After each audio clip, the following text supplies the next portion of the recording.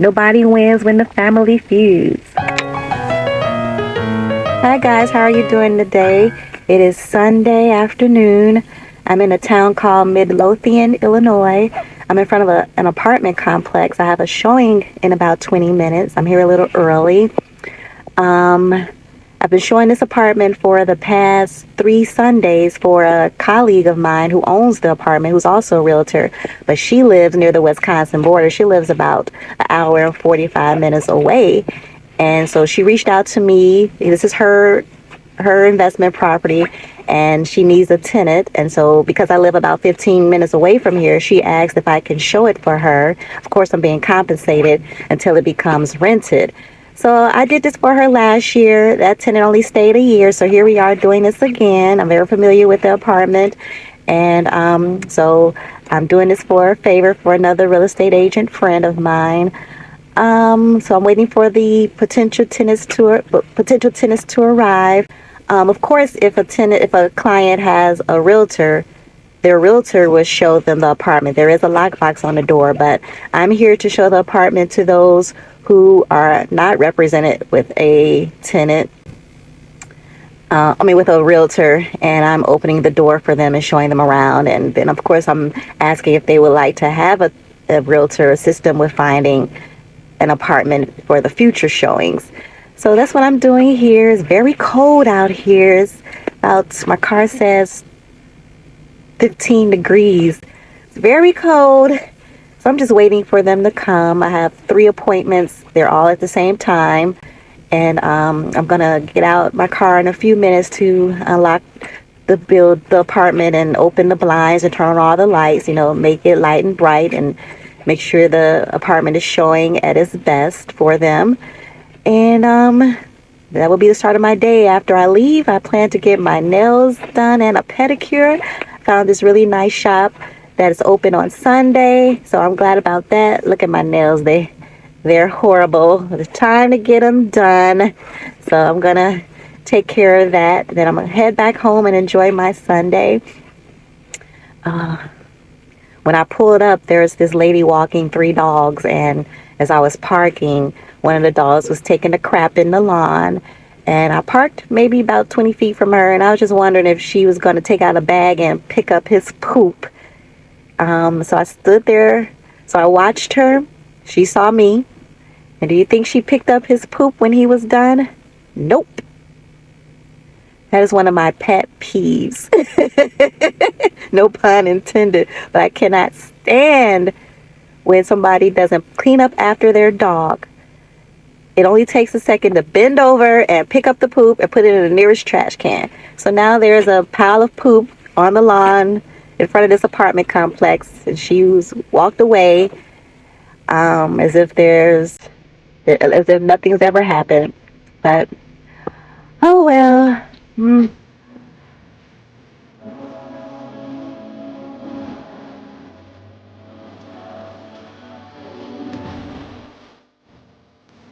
Hey, what's up? So, I'm always on YouTube posting videos about real estate, buying and selling real estate, and I'm giving my advice and my insight and my opinions and very valuable help to you guys. But now I need your help big time. I have a personal real estate related issue that I like your feedback about. So if you can help me out, please leave your advice in the comments, and I greatly appreciate it. So let me tell you what's going on. When a loved one passes away, family dynamics can get complicated, especially when there's no will. My grandmother passed away nearly 5 years ago, and her home has become a source of division in our family. What would you do if you inherited a home with 6 others who couldn't agree on what to do with it? My grandmother passed away nearly 5 years ago, early 2020, from COVID. She was not married. She had 7 children, 4 sons and 3 daughters. One of her daughters, my mother, passed away in the 1980s when I was a little girl. My 4 uncles and 2 aunts are still alive. Soon after my grandmother passed, my Uncle Raymond took charge and began the probate process to distribute and transfer her estate, which is mainly her house. He reached out to a probate attorney to work for us, and he learned a few things. I was shocked when he called to tell me that I was an heir. Really? See, according to Illinois law, if someone dies without a will, which my grandmother did not have, if they are not married, their surviving children inherit their assets, including their home. And if any of their children preceded them in death, the deceased child's child would inherit their assets too. So, because my mother passed away before my grandmother, my mother's portion of her inheritance passed to me. That means there are 7 of us who now co-own my grandmother's house. So here's where things get complicated. Some of us want to sell the house and split the proceeds, but others want to keep it, and it is this division that has led to almost 5 years of no one taking action. 3 people want to keep the house and 4 want to sell it. Those who want to keep it say they want to keep it for sentimental reasons. It is something that remains of their mother. They want to keep it in the family.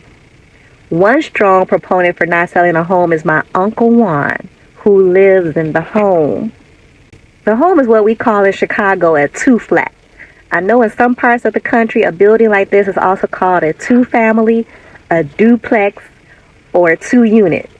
Essentially 2 separate apartments on separate floors. Uncle Juan has lived in the attic of the 2-flat for several years. Another uncle lived in the 2nd floor apartment, and my grandmother lived in the 1st floor apartment. After my dear, that's what we call my dear grandmother, after she passed away, Uncle Juan moved out of the attic and into the 1st floor apartment and has been there ever since her passing. My grandmother was barely charging her sons anything to live there. She was paying most of the expenses.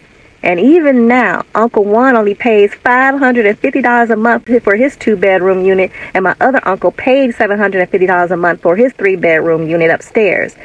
Now, where can you find rent at that price for a home like that? I heard my uncle who lived on the 2nd floor has moved out, so Uncle Juan has been responsible for the utilities, the property taxes, the property insurance, and all the repairs or whatever is needed. All that. And I believe my grandmother didn't have a mortgage but was paying off a home equity line of credit with minimum monthly payments. So I understand he doesn't want to sell. He's living high off the hog. He is riding the gravy train. Very low living expenses. Also, there is only a balance of about $4,000 left on the house payment, so it is almost paid off. The problem is that my Uncle Juan is always behind on the payments and ends up reaching out to one of my aunts and my Uncle Raymond when he gets behind on the property insurance, the house payment, or the property taxes.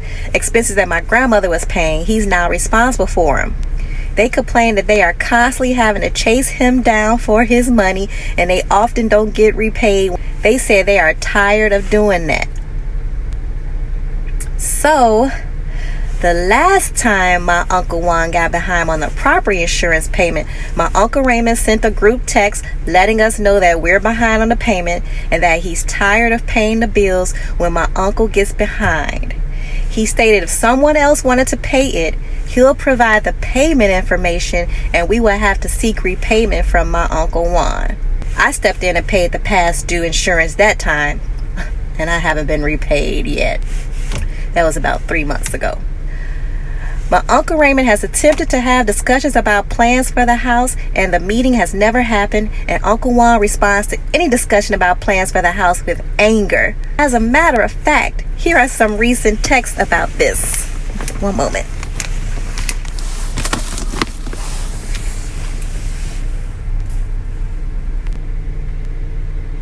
I couldn't get to my text messages, so my computer died. So when I get home, I'm going to read the text messages verbatim, and so you all can get an idea of how our discussions have gone, or lack of discussions have gone. Hey, so sorry guys, my laptop died when I was getting ready to share with you some of the text messages that our group has had, because I'm filming on my phone, so I'm using the text message. I'm using my laptop to share the text messages with you. So I'm home now. I'm going to read some of these messages so you can get an idea of what we're going through with this situation. So back in October, my Uncle Raymond, he is the administrator of the probate trial, of the probate case. He was tasked with that role by the court to just make sure everything is running smoothly. He's gathering all the expenses, all the assets, and he's the one making sure the bills are paid, and he's the one responsible for keeping everything moving along. He has been designated as the administrator by the courts. So he starts off by saying, back in October, "Good afternoon, family. I need for us to come together to discuss the family building so everyone can express their feelings and express what they want to do moving forward. Please reply stating what dates and times you are available. This does need to happen." So some of my aunts and uncles start proposing times. 12 noon will work for me. That's fine. Perhaps Sunday. And then my Uncle Juan says, "I don't think we need a meeting because you have not paid or did anything to secure your place. I hope whoever feels like they can say we own this together for real." So I'm reading it the way he typed it. And so my Uncle Raymond says, "Sorry you feel that way, brother. Still love you." So then my Uncle Juan says, "So now we need to meet. I'm going to fight for my home and know that if we don't agree, please know this been my home, not yours." Okay, then one of my aunts says, "That's my mom's home." And then another aunt says, my other aunt says, "The fact is it was our mother's home. She has long been deceased and that is why we need to meet." Then one of my uncles says, "No one wants to fight, just get our share." So,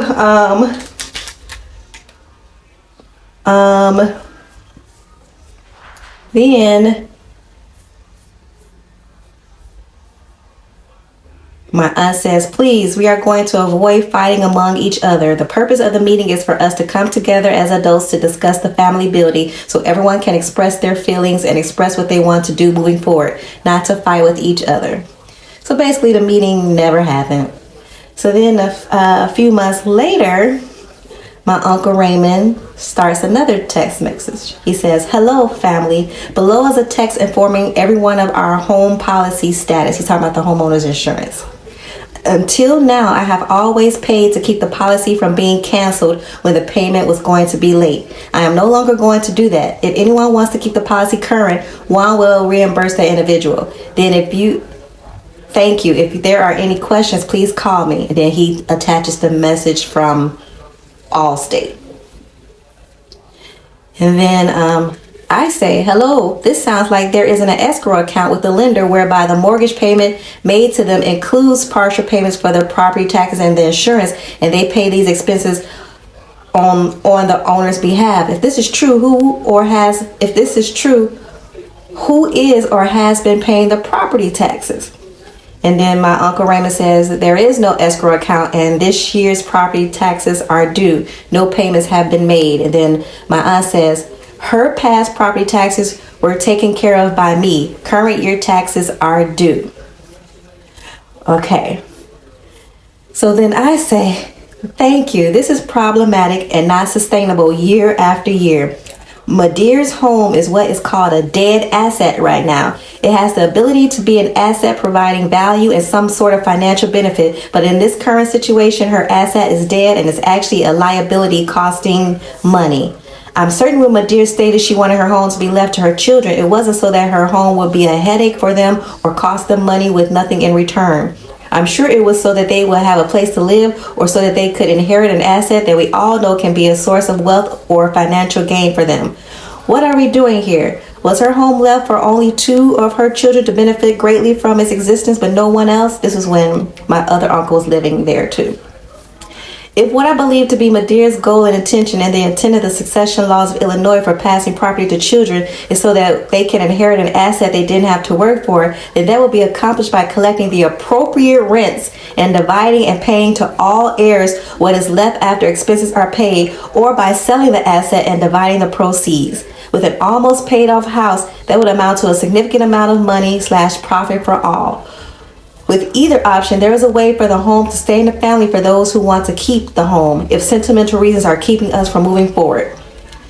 As for the unpaid insurance policy, from experience, when the lender learns that property taxes or insurance payments aren't being paid on a property that they have invested in, they usually step in and pay the bills and then set up an escrow account for future bills so that they can protect their investment. But then I later learned that she doesn't have a mortgage. She has some type of maybe a HELOC, and they don't step in and establish an escrow for your property taxes and your insurance. One of my uncles who wants to sell says we should be able to sell and get our portion out of the building. Our family does not cooperate with one another. What does it take to get this process moving? And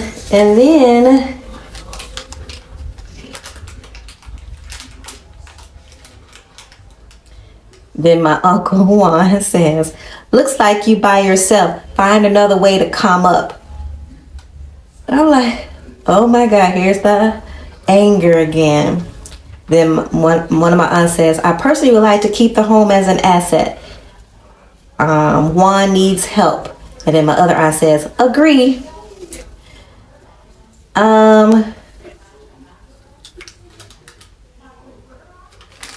Then my uncle who wants to sell says, pay me out and you can run it the way you want to. And then I come in still trying to be level-headed and try to get us discussing these things. So I say, it's great that we're having a discussion. This is long overdue. Let's keep this going until we have a solution and a plan in place. I know it's a tough subject. This is what we have. Keep the home. Then I named the 3 that wants to keep it. Sell the home. Then I named the 4 who wants to sell it. There is a way that everyone can have what they want. It will involve having the house appraised to determine its worth. Once its worth is known, subtract what is owed on the mortgage. What is left is the equity. Divide the equity by 7 because there's 7 people. That dollar amount is what each person will receive if the house was sold. Or is the amount the 3 people who want to keep it will have to pay the 4 people who want to keep it to buy them out so that they can keep the home but get rid of those who want to sell it. If you don't have that amount of money laying around, then qualifying and obtaining a loan will have to happen. This could be from refinancing Madeire's home or getting a loan another way.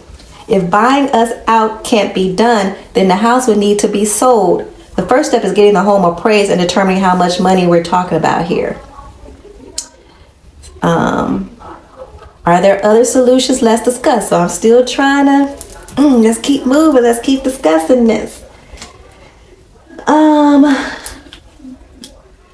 Then some back and forth. Still no solution.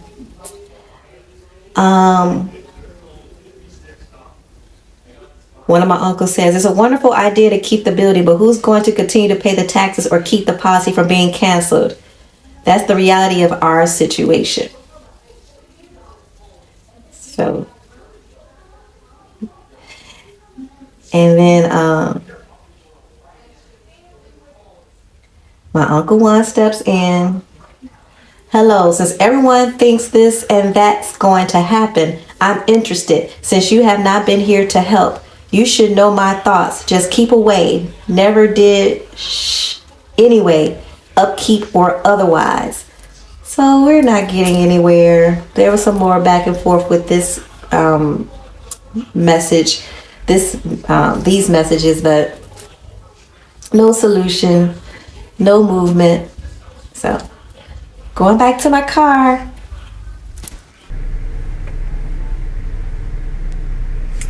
Uncle Juan feels no one has a say in what happens to his home, so basically back off. Others are tired of paying expenses for a household that they don't live in and chasing down the person who does live there to get him to pay on time. Some want their share from the sale of the house. Others see the home as their mother's home and all that remains of her, so they don't want to let it go. So nearly 5 years later, nothing has happened. And the probate case isn't officially closed. Isn't that something? And that's because everyone won't sign the paperwork approving the closing of the estate and the recipient and the receipt of their share. This is what I want. I want to be bought out and be on my merry way. I've inherited an asset, but for nearly 5 years I have not benefited from having it. Those who want to keep the home have been getting their way all this time. I haven't received cash flow from the potential rents the two flat could bring. I heard my uncle is renting out the attic space, so he's collecting rental income. You think he's giving us any of it? Nope. I can't leverage the equity it has, and I have not received money from the sale of the home. This is money that my household could use, money that I could invest and let it grow.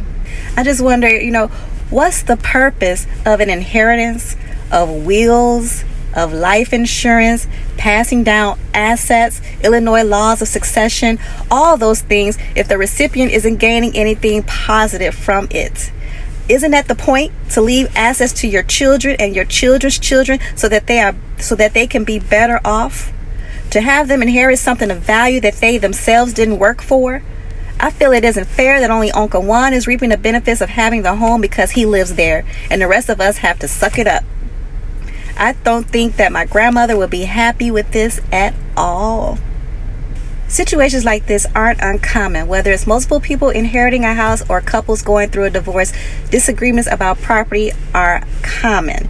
And usually buying out those that don't want the property will resolve the issue and create a win-win situation for all. The problem with being bought out is that probably won't happen. And this is why I feel it won't happen. Those who want to keep the home, they don't want to keep it that badly where it would cost them money. Right now, as long as my Uncle Juan is there holding it down for the most part, it's not costing them anything. They're fine with going on this belief that, let's keep it in the family, because it's not costing them anything. But telling them that they have to come up with thousands and thousands of dollars to give to one of the owners so that they could be bought out, and coming out of maybe their savings or going into debt to keep that house, they don't love it that much. They don't want to keep the home that much. Number two, I don't think they can afford to. Either whether they don't have the money already, or they can't afford to go into debt and get a loan and refinance the house to give it to me for that, and have that be the reason why they go into debt. And then thirdly, how would that work? So I could see for a married couple, it's just one person buying out the other person.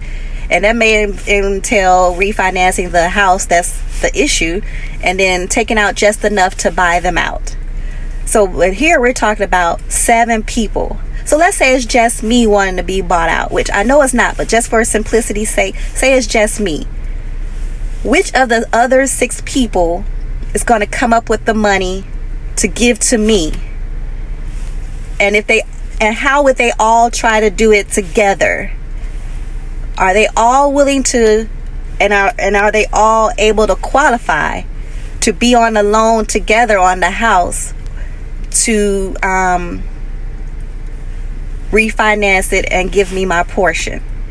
Do they all want to be on a loan together in the first place? Everybody is not credit worthy, and that's a huge responsibility to have 6 people on a loan.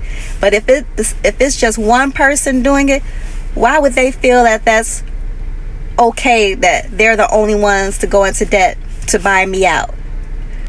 And then now they're stuck with having to pay back an expense. I just don't see it happening. It's too many people. To get rid of this stalemate, since doing it on our own isn't working, I will hire an attorney to file a case in court and have a judge decide what happens. I did a little research, and this is what I found out what happened with a court case. The judge would certainly agree that 7 people cannot successfully own a home, especially when some want to sell it. He would attempt to make a decision that is fair to all. I learned that the judge may first tell us about the buyout opportunity, and then give us some time for that to happen. So that would entail getting the home appraised and then dividing that equity by 7, and that would determine what my portion would be, 1/7 of the equity. And then he will give them a certain period of time before the next court date to buy me out, to have the appraisal and to buy me out. Then when the next court date comes, it's either did you do that or you didn't. And then unfortunately, but if that doesn't happen, the people being bought out, then he will force a sale. So he will order that the home be sold and that any remaining proceeds are divided by 7 and given to each of the heirs, and then everybody's done with the house. So since I believe moving forward with getting a judge involved will likely lead to a forced sale and not the win-win of being bought out, that is why I have this dilemma. So what should I do? Let me know in the comments. I just got a car wash. Now it's drizzling a little bit. Should I file a case to have a judge settle this? I would definitely be rocking the boat. This would likely result in strained family relationships and a forced sale, meaning my uncle would have to move out and the house will be sold. I don't think the buyer would allow him to stay even if it was an investment property for them, because he most likely would not qualify to be a tenant and probably could not afford the market rate rent that I'm sure that investor will want. Or should I leave the situation as it is, even though it feels like I'm giving up on my inheritance? I've been living like I don't have this inheritance for nearly 5 years already, and my uncle, for the most part, has been holding it down. Who knows what it looks like on the inside, what condition it is in. I know the exterior is bad, but so as long as it's not costing me anything, should I carry on like my inheritance never happened? Maybe I should wait and hope for a time when the expenses become too much and no one can or wants to pay, so we will have to sell then. I need your advice. Have you ever faced something like this? Family matters can be messy, but sometimes outside perspectives can bring clarity. Thank you for listening to my story. I can't wait to hear your thoughts. Speaking of Jay-Z, let me show you what I've done when I get home. I'm going to show you what I've done. So look at what I did. Jay-Z, the Blueprint. If you know, you know. This is his album cover from the Blueprint album. It is a 1,000-piece puzzle. The 20th anniversary jigsaw puzzle. It was 1,000 pieces. And when I tell you all, it was tough to do. It took me a while to do it. This area here was the worst. You see, that's all black. So I had no patterns to work off on. So what I did was I just took different the same shapes, and put them in a bowl together. So I had a bowl with this shape. Then I had a bowl with that shape. And then I pretty much, instead of looking for a pattern, I pretty much had to look for the next shape. And I would take one bowl that looked like it could be the shape that was next, and I would go one by one, piece by piece, until one clicked. If it wasn't in that bowl, there's another shape that could be a possibility. I would go one by one. So it was a pain in the butt to do this part of the puzzle. And you would think that this part, the floor, would be hard because it's monochromatic, but it has a little pattern in it. The planks, the spaces in between each plank has a little pattern, and so it helped a little bit. So this was actually easier than this, which is all black. But I'm very proud of myself. We're not taking this apart. We're going to get a frame for this one. I've been doing a lot of puzzles since COVID. When we were stuck in the house, I just started doing puzzles and just really enjoying it as a way. If I'm sitting at the dinner table or just chilling at this table, I would do a puzzle a little bit at a time. So I kept at it since 2020. Then my husband brought home this thing, and it was a challenge.